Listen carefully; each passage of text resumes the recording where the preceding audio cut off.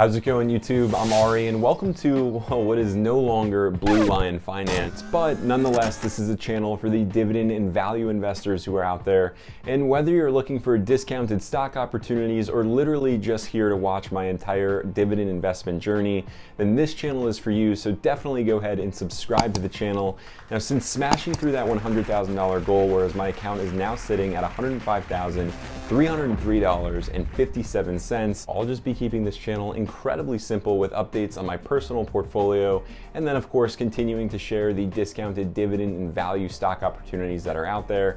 Now, given it is the beginning of a new month, the ending of July, I wanted to go over all of my dividends that I've received, 7 in total, so stay tuned for that grand total. Now, just before we dive in, tap on that thumbs up button to help me grow this channel. If you haven't already, I'm giving you another chance here to go ahead and subscribe to the channel. Now, YouTube, let's go ahead and dive right in.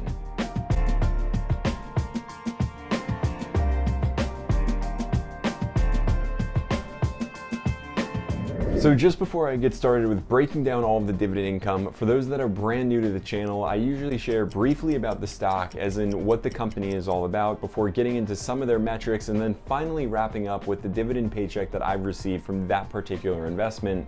Then at the very end of the video, we total up the earnings, update that dividend tracker, and close out for the day. So with that being said, let's get to it with the very first company to pay me out a dividend and kick off the month of July. For me, that company was the world's largest and most beloved soft drink manufacturer. We're talking about Coca-Cola, ticker symbol KO. And right off the bat, before we even talk about any numbers, from purely a qualitative perspective, Coca-Cola has everything I'm looking for in terms of a buy it and forget about it type of investment. From their 200 plus products being sold in over 200 countries, that, let's be honest, none of them are disappearing anytime soon, to their very business model that, while slowly growing nonetheless, after 136 years in a rich dividend history as a dividend king with over 50 years worth of paying a dividend and increasing that dividend, all of which led to a ballooning of their market capitalization sitting at $277 billion. Now, Coca-Cola is just the perfect bear market investment. However, that has to be at the right buy-in opportunity. And as of right now, I don't necessarily think that is the case for Coca-Cola. Just throwing that out there for all of you to think about. Matter of fact, Coca-Cola is actually up on the year by roughly 10%, sitting at $64 per share, with a PE ratio sitting at 28.6. Now, with their dividend yield at 2.72 and only owning 18 shares worth of Coca-Cola, I did receive a nice dividend paycheck for $7.81. Now, I'm going to be looking forward to Coca-Cola actually meeting analysts at their expected target share price of $68.40, but until then, just collecting on those dividends. Next up, on the 8th of the month, we had a paycheck come in from Omnicom Group, that's ticker symbol OMC. Now, for those of you who may not be so familiar with Omnicom, they're a global media, marketing, and communications company focused on advertising, customer relationship management, public relations, and specialty services for, get this, over 5,000 clients in over 100 countries. Now, if you've been seeing advertisements for Apple, Adidas, McDonald's, ExxonMobil, Unilever, Pepsi, Johnson & Johnson, and a plethora of other massive companies, Omnicom was likely behind it. So talk about another company with a rich history. It was founded back in 1986 and has built itself up to become one of the most prominent names within its respective industry. And of course, now Omnicom's market capitalization fits its history with $14.27 billion worth of a market cap. However, while Omnicom definitely has a moat around itself, it surely is not as safe and protected, given marketing and advertising during times of a lot of economic uncertainty are honestly just foolishly cut from a company's budget, and that reduction in budgets therefore impacts a company like Omnicom. We saw that fall through on their stock share price, falling from $91 per share down to around $69 per share. That's a 24% change. Their PE ratio is actually currently sitting at 11.3, which perhaps is a ripe opportunity for the investor out there willing to just sit with some patience. As I always say, it pays to be patient, especially with analysts forecasting a stock share price of $78.43 just upon an economic recovery. Now, in terms of their dividend yield, it's coming in at a dividend yield of 4.13%, and for owning 10 shares worth of Omnicom, I received a dividend paycheck for $7.13, which I'll happily accept. Now, jumping to the 15th of the month, where we had our big payday with 4 total dividend paychecks coming in 3 from real estate investment trust, and 1 from a healthcare play I remain very bullish on. No, for those of you out there who've been following me on my journey, it is not Johnson & Johnson. Now, just before I break down the next 3 real estate investment trusts that paid me out in dividends, I want to actually go ahead and preface by sharing that during high inflationary periods like right now, real estate, whether physical property or as simple as a REIT, are safe havens as the value of physical assets tend to rise. And when all is said and done, there you are, you'll have fared far better off with real estate. So with that said, I want to start off with Store Capital, ticker symbol STOR, which was founded back in 2011 and has since flourished into a middle market net lease solutions leader, amassing a portfolio of nearly 3,000 properties within 49 states and securing 573 clients. All in all, their growth has led to a market capitalization sitting at just north of $8 billion. Now, predominantly, Store Capital's tenants fall into 3 categories. The first being service companies like fitness centers and restaurants, as well as educational facilities. The second being retail like grocery stores, and the third being manufacturers. Now, the companies in each of these categories have durable business models and are much more insulated from market volatility than, say, the individual retailers or services that are largely discretionary. At this time, Store, however, has taken a massive hit from the volatility in the market and is down nearly 15% as it fell from $33 per share down to around $28 per share. Yet analysts are looking ahead and foreseeing a comeback here for Store Capital at a target price of $30 per share. And with the dividend yield sitting at 5.51%, it very well may be worth your add to the watch list.